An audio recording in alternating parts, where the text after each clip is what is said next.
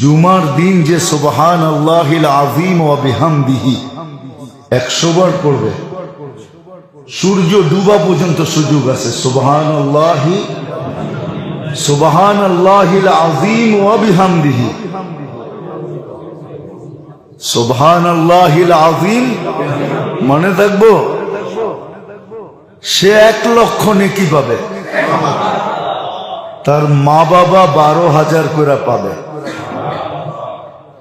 কিতাবে লেখা আছে, এক ছেলে পড়তো, কিছুদিন পরে মা স্বপ্নে দেখছে, মা বলতেছে, বেটা তুই যে পড়তেছিলি প্রত্যেক জুমায়, আর আমি 12,000 করে পাইতেছিলাম, আজকে পুরা হয়ে গেছে, এই জন্য আল্লাহ আমাকে আযাব থেকে খালাসি দিয়ে দিয়েছে।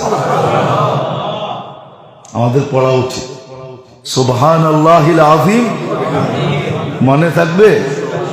হ্যাঁ না মনে হয় ভুলে যাবেন, লেখা রেখেন সুবহানাল্লাহিল আযীম ওয়া বিহামদিহি 100 বার, বেশি সময় লাগে।